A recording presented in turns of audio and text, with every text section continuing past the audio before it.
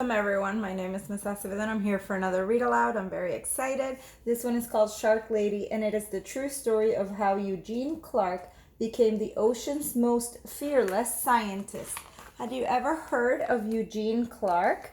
Did you know that as a young girl, many told her that women shouldn't be scientists and people were so scared of sharks? But she saw a lot of beauty in them. So let's read and find out, how did Eugene become the Shark Lady? It was Saturday and Eugene wanted to stay at the aquarium forever. She wanted to smell the damp, salty air and stare at the glittery rainbow of fish. She wanted to keep watching her favorite animals, the sharks. Eugene pretended she was walking on the bottom of the sea. What would it be like to swim with her sharks? To breathe underwater with gills of her own? More than anything, she wanted to find out. When the summer came, Eugene's mother took her to swim at the beach in Atlantic City. Eugene stuffed gum, like sticky gum, into her ears to keep the water out. And Eugene dove down, down, down.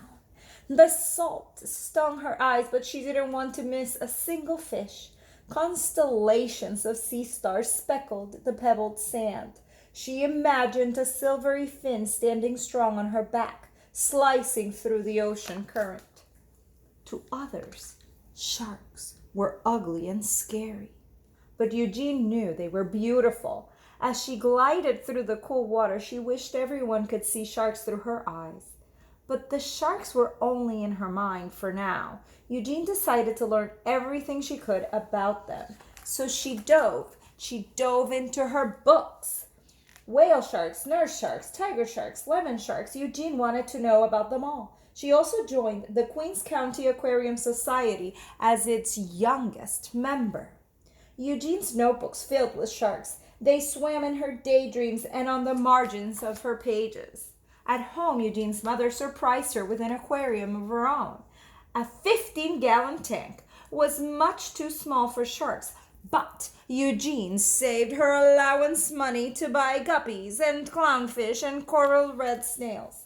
It felt as big as an ocean in her room. Their small apartment became an aquarium, a laboratory, and a sanctuary.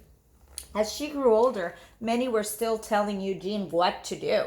Forget those sharks. Be a secretary. Be a housewife. Eugene wanted to study zoology, but some of her professors thought women weren't smart enough to be scientists or brave enough to explore the oceans, and they said sharks were mindless monsters. Eugene knew better. Her dream was as big as a whale shark. So again, Eugene dove. She plunged into every course she could.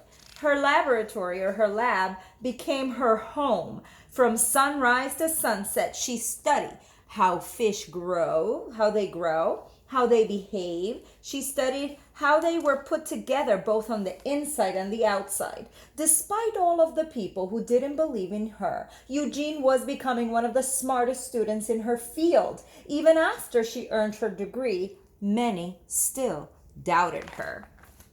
But Eugene's work was just beginning. Eager to make discoveries of her own, Eugene finally dove into the open ocean. She's diving! Oh my goodness. In the Red Sea, Eugene collected hundreds of fish, including 3 new species that had not been discovered before. She discovered these 3. Check it out. Red Sea sand diver, the Barrettsia pipefish, and the volcano triple fin. On a research mission exploring the Palau Islands, Eugene was diving alone when she encountered her first ever wild shark. She wasn't afraid. Instead, she thought it was beautiful. In Isla de Mujeres, in Island of the Women, it's called Isla Mujeres, she dispelled the myth. So people believe that sharks must keep moving to stay alive. But she discovered it was a myth. It wasn't true. Because when she saw in the dark caves, she saw a bunch of sharks that were still and silent, full of resting sharks.